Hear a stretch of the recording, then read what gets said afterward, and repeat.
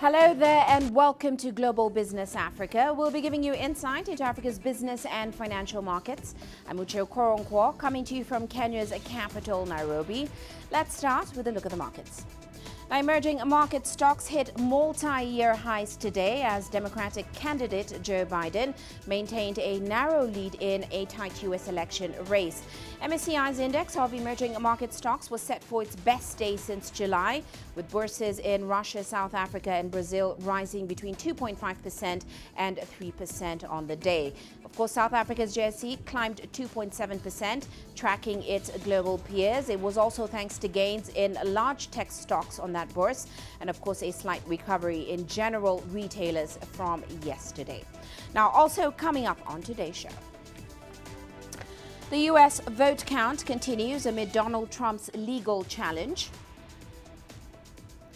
And this year's China International Import Expo attracts more than 100,000 participants. And hundreds of South Africa's trash collectors are taught how to cash in on the business. Now, vote counting continues in the United States presidential election. According to the Associated Press, in battleground state Georgia, about 98% of the votes have been counted. Now, President Donald Trump's lead over Joe Biden has narrowed there to 0.4%. Georgia has 16 electoral votes.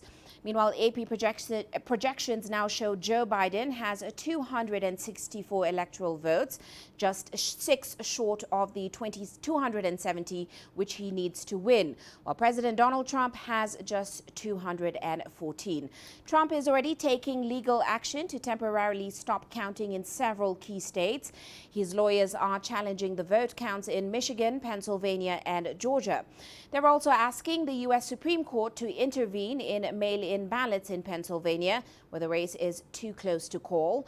Trump, of course, is demanding a recount in Wisconsin, a key battleground state, and the AP says Joe Biden has won that state. But of course, the state's election officials are defending the integrity of that vote. Meanwhile, Biden is trying to project a calm demeanor. He said every vote must be counted, while he voiced confidence he will eventually win. A long night of counting. It's clear that we're winning enough states to reach 270 electoral votes needed to win the presidency. I'm not here to declare that we've won, but I am here to report that when the count is finished, we believe we will be the winners.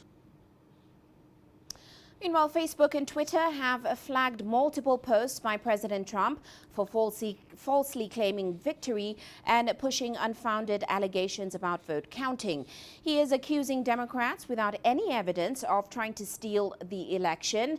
Twitter labeled his tweets as misleading and limited how they could be shared and seen. Facebook also reminded the public that no winner had been announced just yet. Well, let's get some more insight on this. We're joined by Todd Belt. He is a professor and political management program director at the George Washington University. Great to have you with us today on the show, Mr. Belt. Now, of course, Joe Biden seems to be on the brink of claiming this presidency. But of course, with ballots still being counted in those battleground states, what are the chances that the outcome could change at this stage? Well, it's getting very, very close. Joe Biden just needs to pick up Nevada. The state of Arizona is still not decided. Some of the media here, including the AP and Fox News, have projected it as being a win for Biden, but some of the other media have not. This is based upon exit polls in addition to the actual vote tallies, so we're not quite sure. This might take until tomorrow to when we actually know. Except for Georgia. Georgia may finish today, and if Biden wins there, then the path is completely closed to President Trump. Pennsylvania is continuing to count. Joe Biden has a pretty good shot there, but they may not be done until noon tomorrow. And so if Biden picks up Georgia, he doesn't need either Nevada or Arizona. If he picks up Arizona and Nevada, he won't need Georgia. And Pennsylvania is the same way as Georgia, a big chunk of electoral votes there. So the path to victory is much clearer for Biden than it is for Trump at this point. Well, in the meantime, President Trump has moved on multiple legal fronts to get a recount and also to stop counting mail-in votes, especially in states where Biden is surging. Will this have any bearing on the election outcome going forward? And can Trump continue with these legal tactics even after the election? Yeah, I expect him to continue with the legal tactics after the vote totals are in. He really has until our electors meet in their state capitals in early December to make a lot of these challenges. But the ones he's made so far really have been somewhat frivolous. He's challenged that his observers have not been allowed into Pennsylvania, and that is now being appealed. But the thing that's going on is the states are continuing to count the ballots, whether he wants them to or not.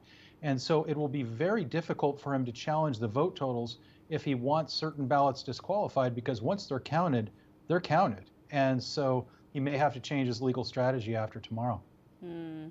Now, even if Biden wins, as he inches closer and closer to that win, he would have to deal with the Supreme Court, which is firmly controlled by Republicans, or rather Republican-appointed justices, 3 of them picked by Trump. And of course, he'll also have to deal with a Republican Senate. So what exactly does this mean for Biden's presidency? Well, we're not quite sure about the Senate yet. The Senate has 3 elections that could be pretty close, where the Democrats could pick up those 3 votes that they need to get to 50, which would make Kamala Harris the tie-breaking vote, serving as vice president. Kind of unlikely that they'll get there, but they do have a shot at it, particularly because they're continuing to do the counting in North Carolina. Tom Tillis, the incumbent Republican seat, that may go to a recount, so we may not know that right away. And David Perdue, the senator who's up for re-election in Georgia, just fell below the 50% threshold to avoid a runoff. And Kelly Loeffler, the other incumbent senator who's in a special election, will also be going to a runoff. So we may see 2 seats from Georgia going to a runoff in early January, which may decide the composition of the Senate. Now, it doesn't look likely for Biden, but if it looks like the Republicans may get a slim majority there, which means that he will get pretty stifled in what he wants to do. The Republicans will be able to have a lot of input on things like a stimulus bill and other aspects of recovery from the coronavirus and these ensuing economic problems. Well, as the rest of the world watches that election, if anything, this election has revealed just how divided the U.S. is right now. So where does America go from here, especially given that you are facing an economic downturn and, of course, rising COVID-19 cases? Well, this is absolutely the case. We're extremely divided, more so than most people thought. The president has got more votes already, and we haven't even finished tallying the votes yet, than he did in 2016. There are a lot of supporters of the president, and they are very outspoken. They are not what we would call those shy Trump voters that a lot of people insinuated that they might be. And the people on the other side are just as supportive of Joe Biden, or actually more opposed to President Trump than they are supportive of Joe Biden.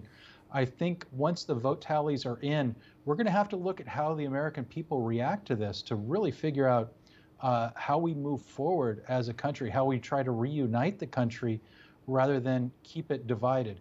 President Trump really stoked the divisions in this country, and that was manifested this last week. If we look at what Joe Biden is saying, he's promising to reunite the country, to govern for all Americans, but it may be too late for that given how deep the fissures are. You're right, a lot needs to be done on the economy to save these industries that are really suffering. We may be looking at a very long lockdown during the winter here as we reach this 3rd wave of COVID cases that we have in the United States. And a lot of these industries that are suffering, it will take a long time for them to recover. Airlines, hospitality, vacations, restaurants. People don't do these things until they have money in their pockets, and they may not have money for a while unless the government really tries to move to stimulate that. Well, we do have to leave it there. We certainly wish you well as you wait for the outcome of that election. Thank you so much, Mr. Belt, for your insights. That, of course, is Todd Belt. He's a professor at George Washington University. Now, it's not just about who's going to be the next president in the U.S. There are also races for Senate, where, of course, Republicans are squaring off against Democrats. A new COVID-19 stimulus plan will likely be the first priority after the election. Our reporter Owen Fairclough now reports from Washington. The most senior Republican in the US Congress, safe in his Kentucky seat after fighting off a Democratic challenger and helping his party keep control of the Senate. Our next president will need to unite the country, even as we all continue to bring different ideas and commitments to the table. And whether it's a second term for Trump or a new President Biden, both will have to find a way to work with a likely Republican-controlled Senate that's not always backed Trump. Republicans sank his attempts to work with Democrats on a new COVID-19 stimulus package because they thought it cost too much. But a new stimulus and protecting healthcare for the poor are priorities for the Speaker of the lower House of Representatives, whose Democratic majority appears intact. This race was to win so that we could protect the Affordable Care Act and that we could crush the virus, that we could stop the spread of it, that we could reward our workers who risk their lives to save lives and now might be losing their jobs. Biden has detailed his own stimulus plan, including infrastructure and green energy initiatives as part of a broader economic recovery. And according to the White House, whatever the outcome of the presidential race, Trump is determined to push ahead with a stimulus bill in the coming months. Owen Fairclough, CGTN, Washington.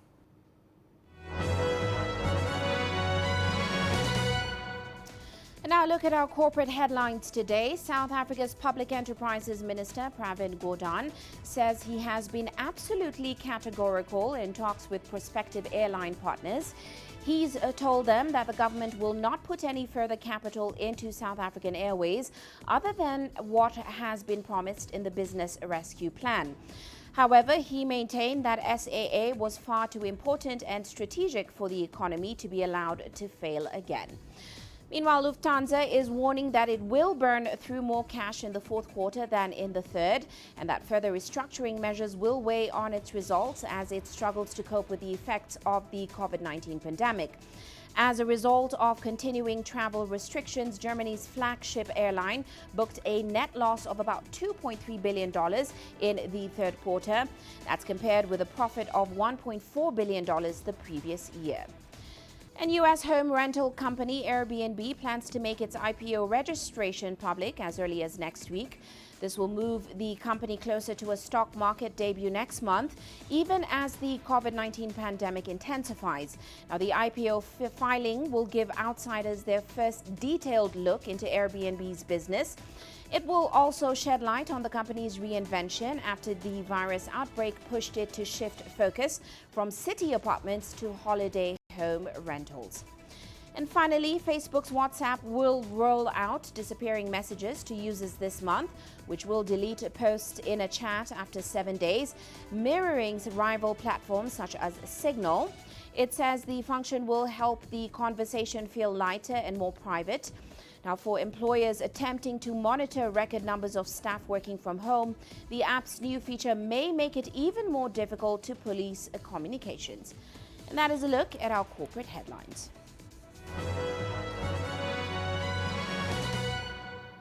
Well, let's head into a quick break now, still coming up on the show.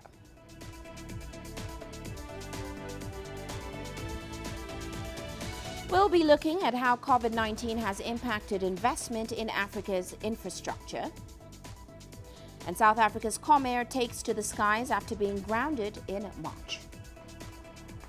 The world economy as we know it is about to change.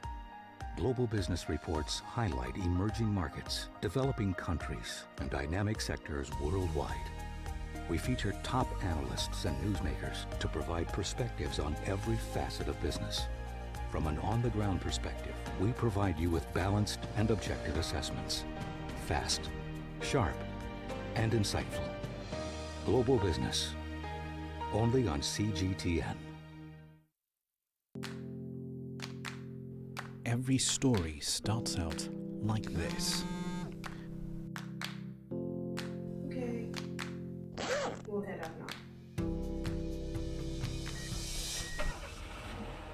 beyond the rush of the numbers, there's always a more fundamental question.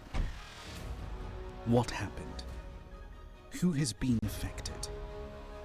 When market-moving decisions are made, who's responsible and why?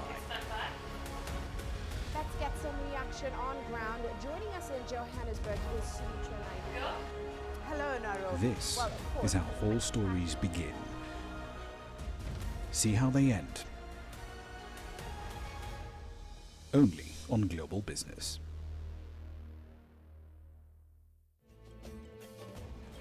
There's more to this place than just glorious landscapes. There's more to it than just, say, Table Mountain or glorious, endless salt flats. There's more to it than countries that are home to some of the deepest mines in the world. There is so much more to this place, even if it is home to some of the finest diamonds on the planet. It is the sheer diversity of the people who call Southern Africa home, and the relentless drive to make it a better place that make it so special. And we know that because this too is home.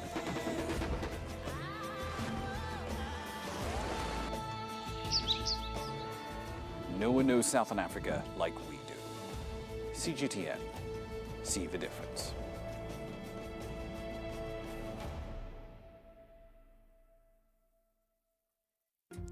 Africa is the nexus of enterprise, and Global Business will tell you why it matters. From the mega investment projects to multi-billion-dollar mergers and acquisitions. Africa today collects, just in terms of revenues from taxes alone, $545 billion a year. If you take 10% of that and you devote it to the energy sector, problem solved.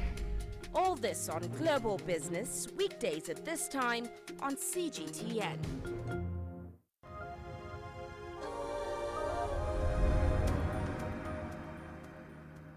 Welcome back. Now, the African Development Bank estimated that pre-COVID-19, Africa already had an annual infrastructure investment gap of around $62.5 billion.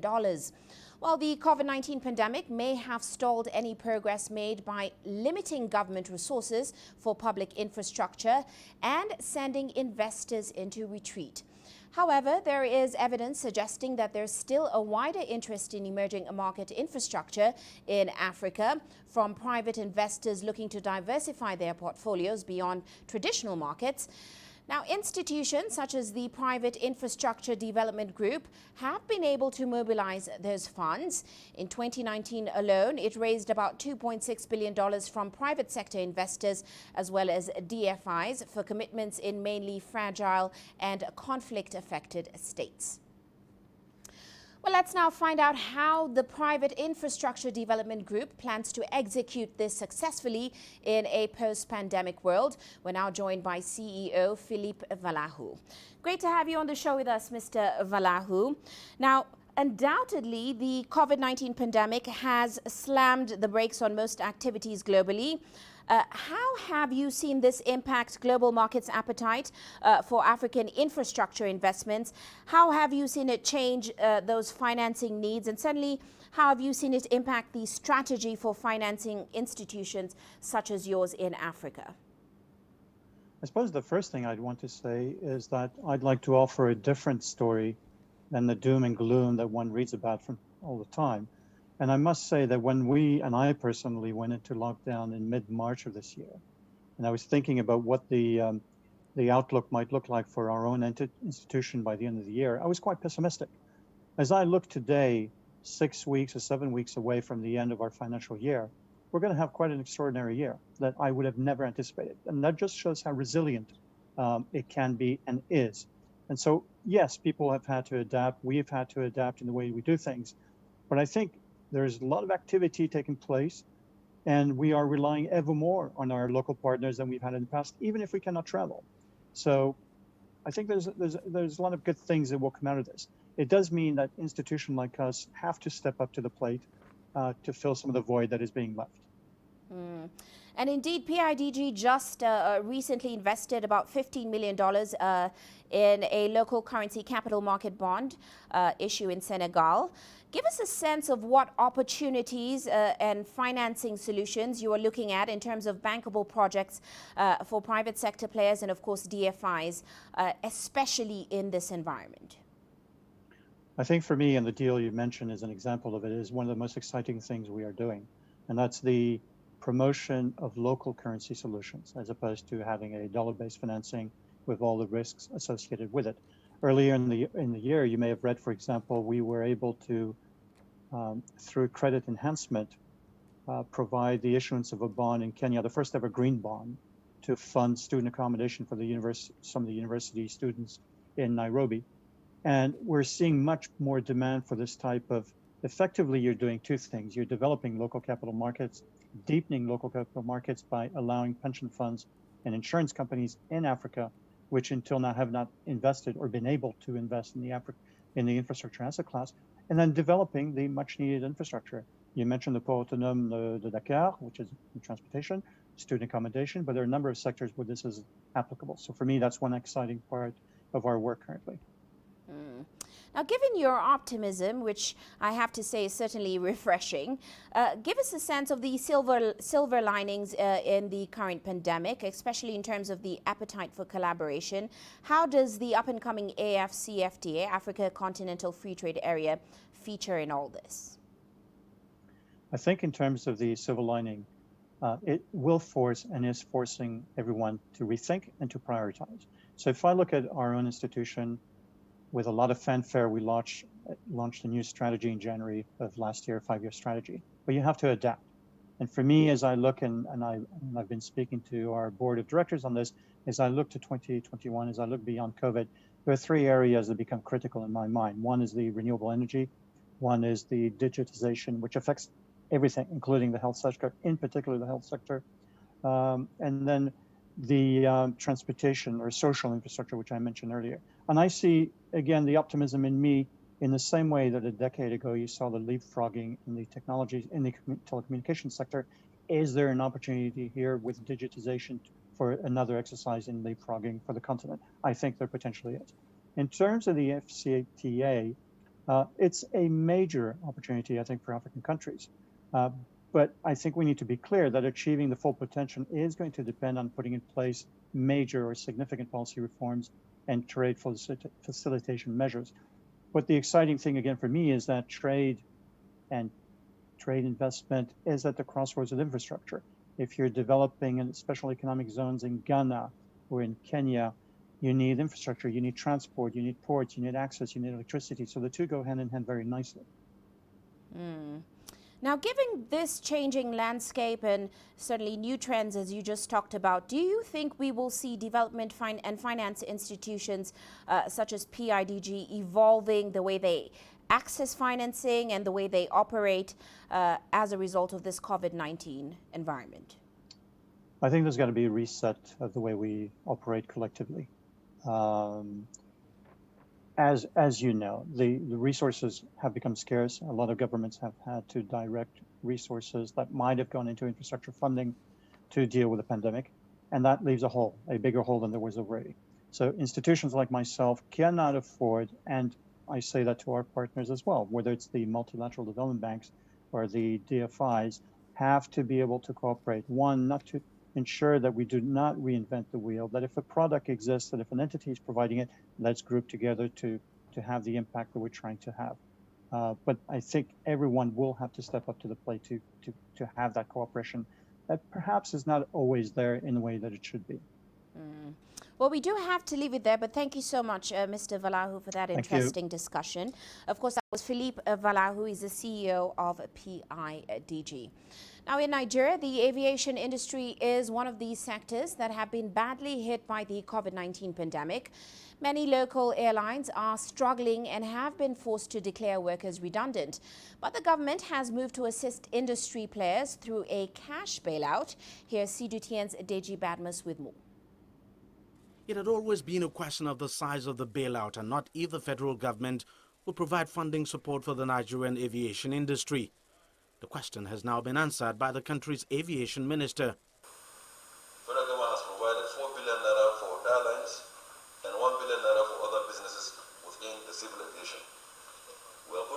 there for the disbursement of those funds.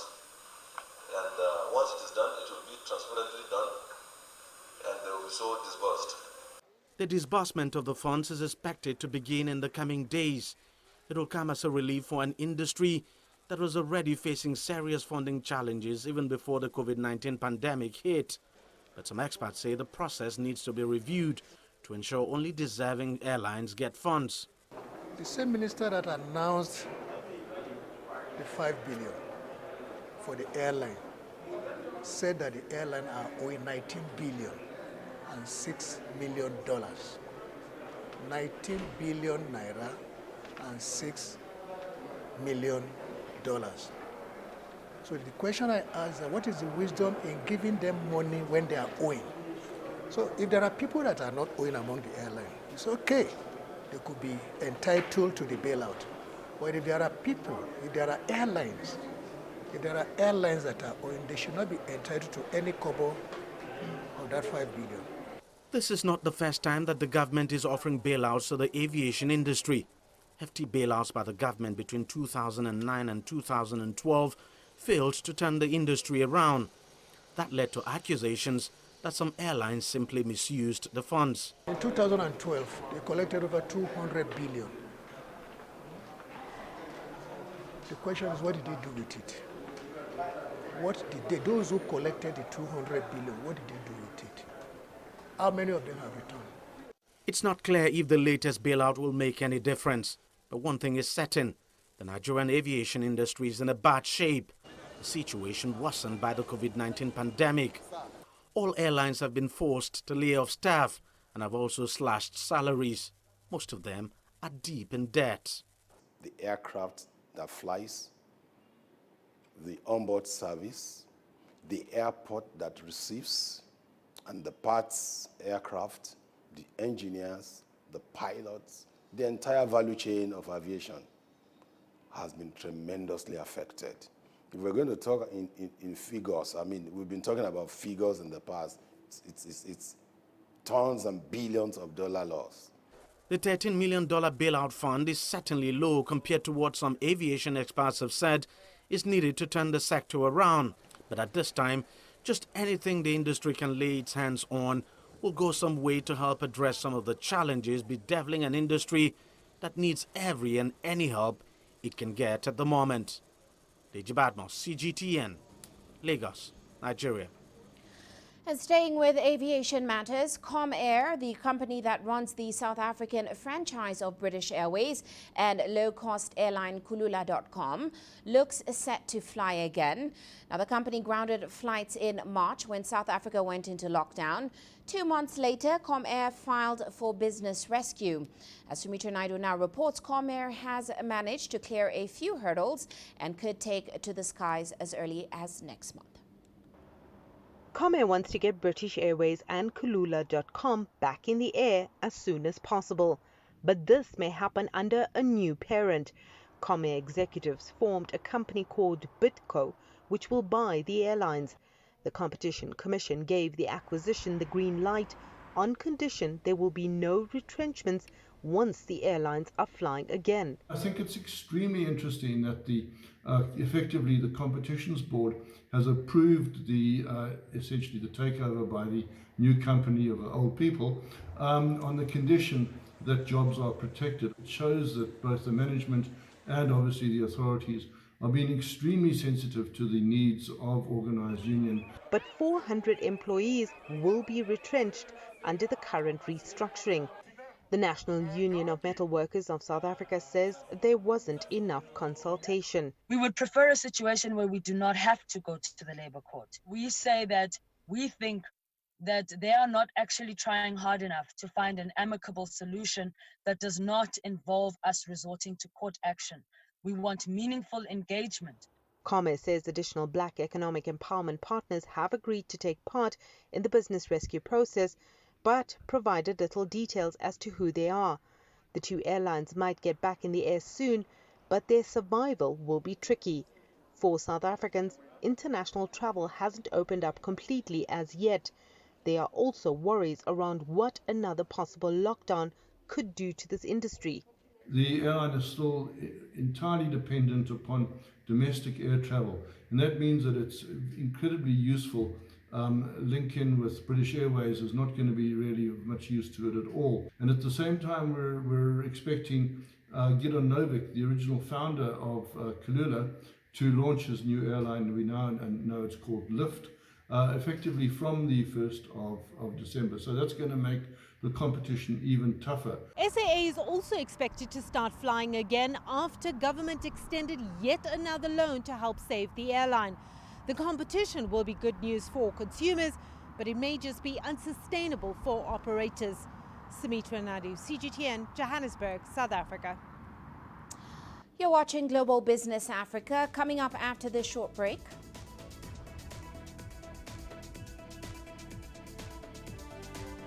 This year's China International Import Expo attracts more than 100,000 participants.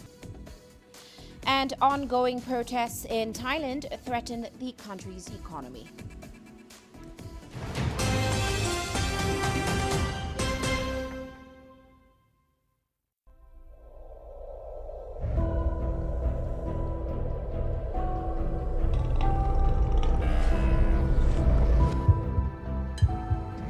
Taken me completely out of my depth, but at the same time it's exciting. It's new, it's different, it's a challenge. It's really exciting.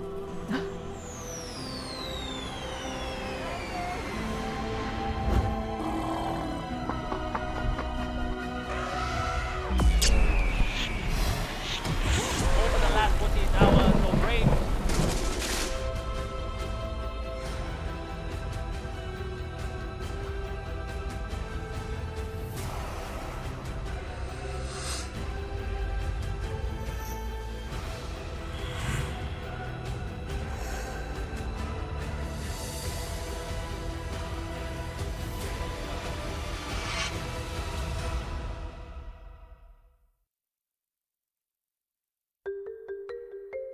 How will your world change today?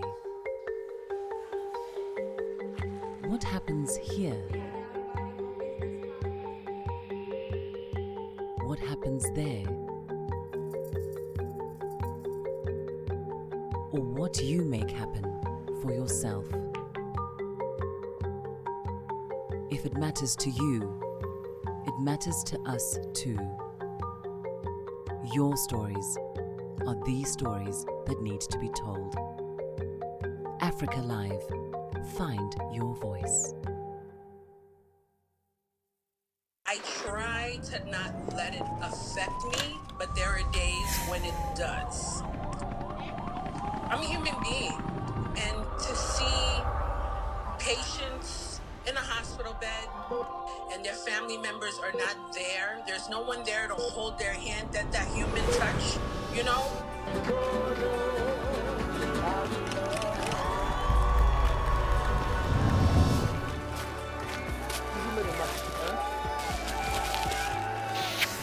I just hope everyone can remember that the situation is not permanent and that everything will get better eventually.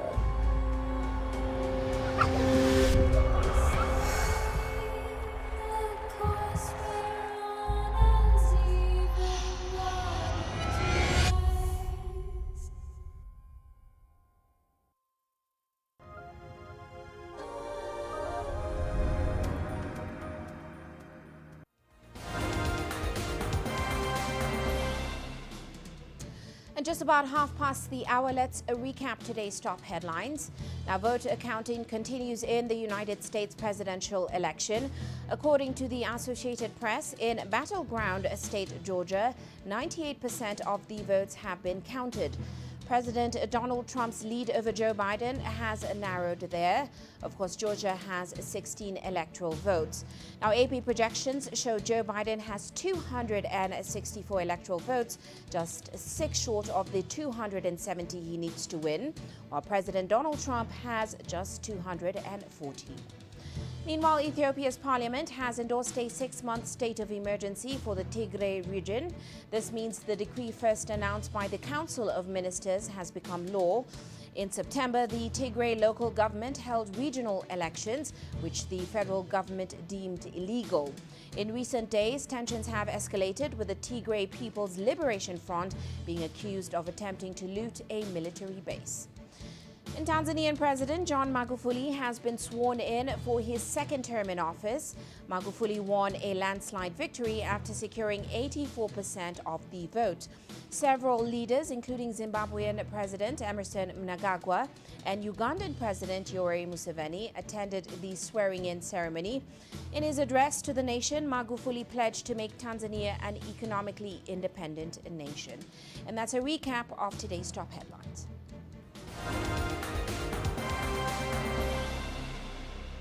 And now to the annual China International Import Expo, which is underway in Shanghai. President Xi Jinping spoke at the opening ceremony, calling on countries to build an open, inclusive and balanced economy.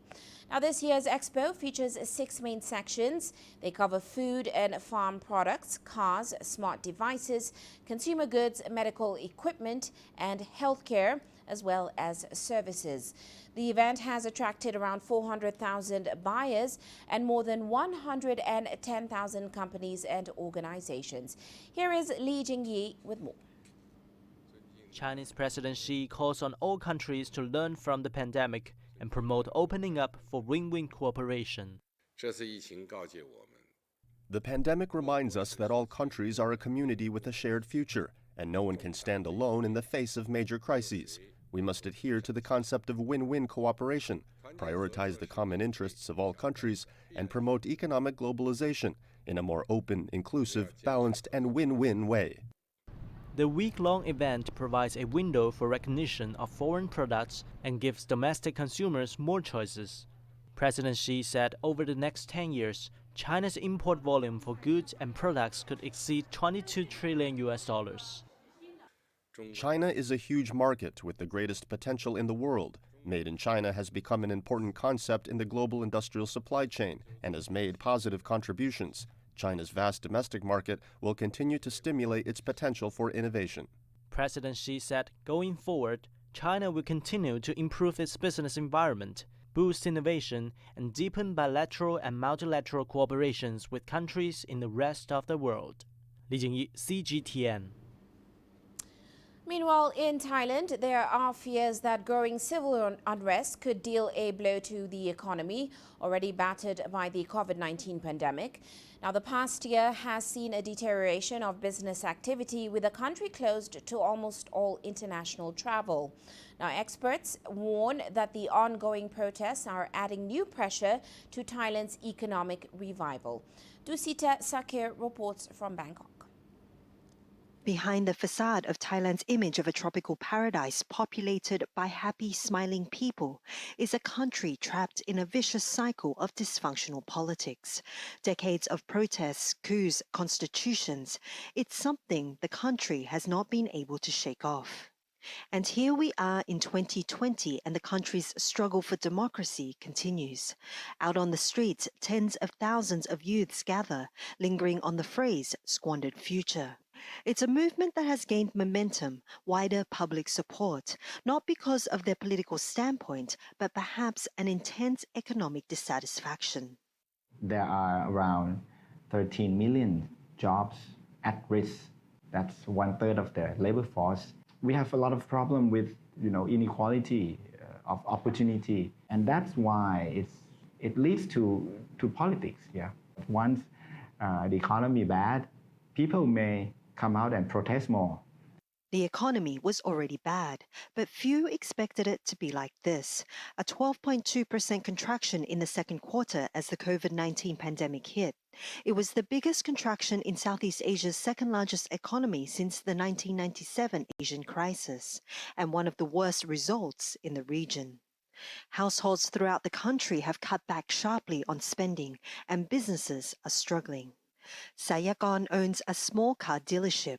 When times were good, he could sell 7 to 8 cars a month. When times are bad, only 1 to 2 cars. It's much harder for people to get loans. There are a lot of restrictions now, like if a customer's salary got reduced during the outbreak, The bank wouldn't approve their loan and they wouldn't be able to buy a car. And now with months of this sweeping across the country, chances of a consumption-led recovery is looking bleak. Fresh protests will put extreme pressure on the Thai economy, already fragile from the impact of the COVID-19 outbreak. Unlike previous episodes of political turbulence, the economy escaped major hits thanks to robust external demand. Weak global growth now means that support is limited to government measures. Now our only hope is the government spending and assisting the different parts of the Thai economy. So if that engine is also halted, then of course the Thai people, the small medium enterprises would probably have to try to fight on their own, and that would be quite difficult in these times. As days turn into nights, anti-government protesters march, with a deep well of dissatisfaction at how the country's politics has fallen into a cycle they wish to break. But this time, it's at the expense of an entire economy that is in free fall. Dusita Saokao, CGTN, Bangkok, Thailand. And shifting focus now, a new commercial supersonic airliner is a step closer to reality, 17 years after the Concorde stopped flying. Now, a smaller version of that plane is now complete, and the prototype is set to take to the skies next year. CGTN's Hendrik Sibrandi reports from the U.S. state of Colorado. Well, hello and welcome. Since 2014, Boom Supersonic founder Blake Scholl has worked towards realizing his vision of what he calls a new age of travel. That concept is now coming into view. And I am so proud to announce Supersonic is here. During a recent virtual rollout event in Denver, Scholl unveiled the XB-1 demonstrator, the world's first independently developed supersonic aircraft. Part of his mission to make the world dramatically more accessible by building aircraft that are faster, less expensive, and more convenient. It was back in 2016 when we dropped by the Colorado hangar where the startup's plans for the first supersonic jet since Concorde were taking shape. We're very nimble compared to large aerospace companies. We don't have all the layers of bureaucracy that they have, so we can make decisions in the same hour rather than the same week. Later that year, a mock-up of the plane, which is advanced in its aerodynamics, engines, and overall design, was unveiled to the public. Every piece has to work, and people's lives are counting on it. Boom will be made of carbon composite materials, which can withstand higher temperatures than the Concorde's aluminum. It'll help this plane fly even faster. Overture, as it's now called, is the commercial airliner that this plane, XB-1, which is 1/3 the length, is laying the groundwork for. It will soon undergo 36 separate tests. We're exercising everything from the engines to the hydraulic system to the cabin pressurization. And then next year it's going to be time to take flight. And by the end of the year, we will be supersonic, setting speed records. Traveling more than twice the speed of sound. Overture is geared for business class passengers. Each jet has a capacity of 4 dozen who want to get from London to New York in 3.5 hours. Even at $200 million a plane, and even during the pandemic, Scholl says airline interest has been strong. Japan Airlines has pre-ordered 20. When airlines get back in growth mode, which they will sometime in the next 2, 3, 4 years, they're going to be building a new set of fleet plans from the ground up. And supersonic is going to be baked into those from day one. Overture will only fly over oceans, at least initially, to avoid sonic booms. It's scheduled to go airborne in 2025 and board its first passengers by the end of the decade. But first, Boom will have to assure airline regulators its jet is safe and reliable. So we welcome that scrutiny. We welcome the rigor. His company, he says, was naive enough to start and is wise enough to finish its quest to bring the world and the future of aviation closer. This is a key step along the way. Hendrik Sibrandi, CGTN, Denver. Now, with air travel decimated due to the COVID-19 travel restrictions, some entrepreneurial airlines are now using unique methods to engage with their passengers without actually flying them anywhere. One of them is Singapore Airlines, which has converted 2 of its A380 aircraft into pop-up restaurants. Here's CGTN's Miro Liu with more. Travel-deprived residents going through the usual check-in process at Singapore's Changi Airport. But they aren't really flying anywhere. They're here to dine at Singapore Airlines A380 pop-up restaurant. We have a lot of our customers missing the SIA experience and our in-flight service. So we have developed especially A380 restaurant to ensure that they have an experience of coming back with us. Like many people here, I'm about to get on an aircraft for the first time in a year. As part of the experience, before meal services, all diners will have this opportunity to take a tour of the world's largest passenger jet.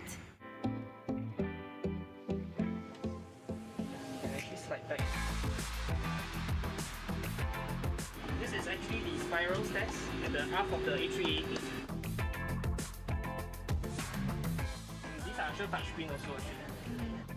One of the highlights of this tour is that you get to have a sneak peek of the cockpit and meet the pilots, which normally you wouldn't be able to do.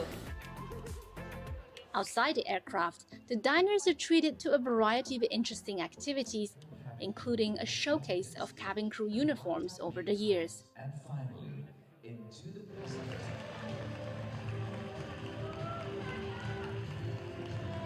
There's certainly lots of excitement in the waiting room. Moments ago, when the SIA cabin crews walked by these passengers, there were lots of cheers and claps. These diners are not here just to have a meal on an aircraft, but to show their love towards their beloved Singapore Airlines. Your boarding will begin now. Finally, it's meal time. The 3-hour dining experience featured a variety of options, from an international selection to a specially curated Quranic menu by the acclaimed local chef Shermay Lee. Encouraged by the positive response, the airline is now looking at other initiatives, including an insider's tour of its crew training facility. And while the overwhelming support has been a huge morale booster for the crew in this difficult time, they are eagerly waiting for the day when they can fly again. Mirulu, CGTN, Singapore. Well, let's now take a look at commodity markets today. Oil prices dropping as Democrat Joe Biden edged closer to the White House in that nail-biting U.S. presidential election. Now, drawn out a court battle over the results could cause additional uncertainty in the market. Traders say that could spur further sell-offs within risky assets classes, including oil futures. Meanwhile, gold prices firming up today as investors were cautiously optimistic that Democrat Joe Biden would edge past President Donald Trump. However, the chances of a policy deadlock in Washington amid a divided Congress did cap those gains in gold today, which of course is considered a hedge against likely inflation caused by a large stimulus package. Well, let's take a short break now, still coming up on the show.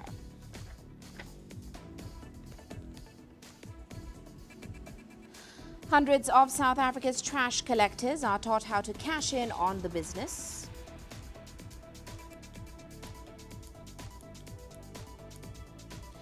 And Kenya's tourism sector slowly recovers from the pandemic fallout.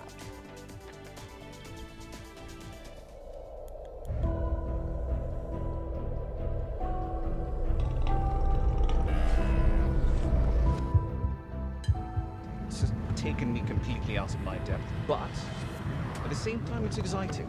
It's new, it's different, it's a challenge. It's really exciting.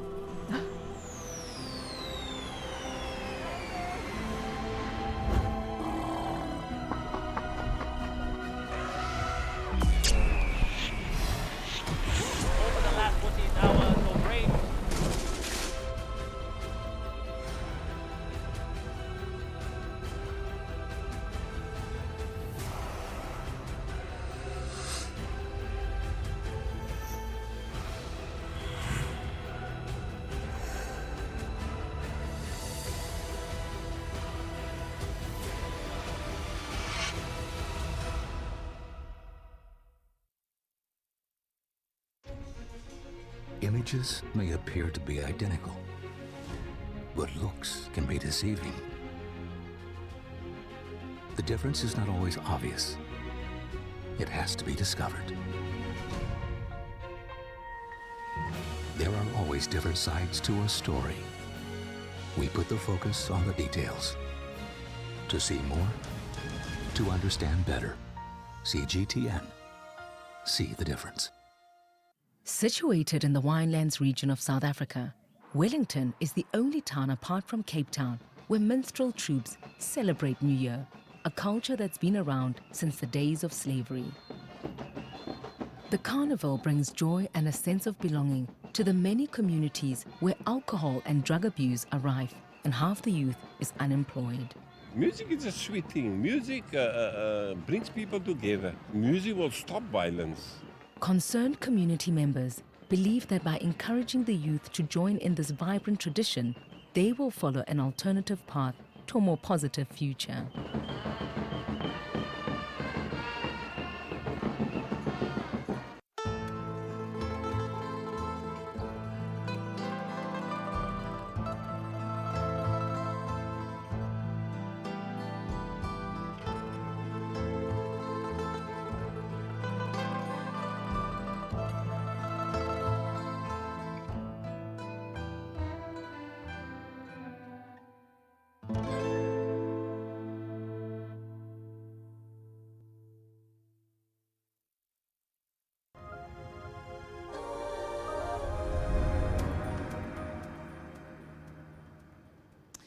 Now, around 300 trash collectors in South Africa are being trained to run their operations better.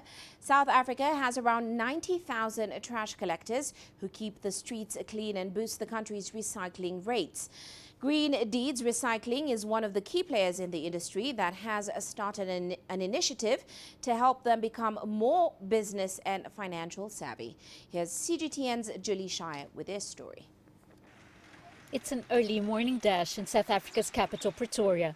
Simba Lloyd and other waste pickers fill their trolleys quickly before the day gets too hot. A thankless job, but it's Lloyd's only means of survival. I would like people to look at us as normal human beings, because we are in a living through that. We are cleaning the streets. I'm proud about what I'm doing right now, because from being homeless, now I'm staying indoors. I'm saving my money. Lloyd is neatly clad with a flashy trolley. He is one of dozens of reclaimers being trained by Green Deeds Recycling and Media Works. So the idea for this training is just to see if these people can be empowered in a sense that they can be independent, or perhaps their trade can be a bit formalized. We offer them training on recycling, environmental awareness, and we also try to empower them in terms of building up their financial skills. It's litter everywhere. If I see litter, I see money. They teach us how to separate those stuffs according to their grades and keep clean. Learning the value of trash has been most beneficial to the reclaimers. They just teach me about boxes, the box I need, the plastic I must collect, and the cans. That things. I wasn't know the difference. Now I know the difference. Now I know all the bottles. There are other bottles is transparent. That bottle we call it PET. It's PET clear. And there is another bottle is PET green, it's PET brown. PET clear, it pays 2 rand 20 per kilo. And PET green, it pays 1 rand. South Africa's army of trash collectors keep tons of plastic, paper and cans out of landfills.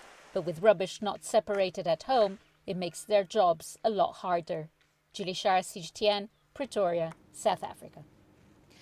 Now, Africa's tourism sector is still feeling the pinch of the coronavirus pandemic. The Ole Pejeta Conservancy in Kenya is home to the world's remaining 2 white rhinos and a sanctuary for over 100 critically endangered animals. Now, the Conservancy may have gone through tough times over the past 7 months, but it says its activities are now slowly picking up. Well, CGTN's Nick Budimba visited the Conservancy and filed this report. The Ole Pejeta Conservancy, one of the leading tourist destinations in Africa. It's also home to some endangered species, including the northern and southern white rhinos. Here, things are picking up slowly, but normalcy is yet to be achieved. Most visitors come from European countries, some of which are experiencing a second wave of coronavirus infections. From where we are, things have become very difficult. It's all about surviving. We haven't been able to go back to our usual operations.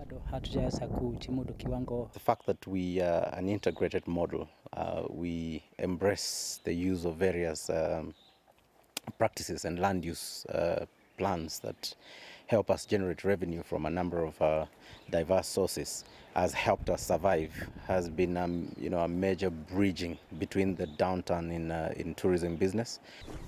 Few tourists can be seen here.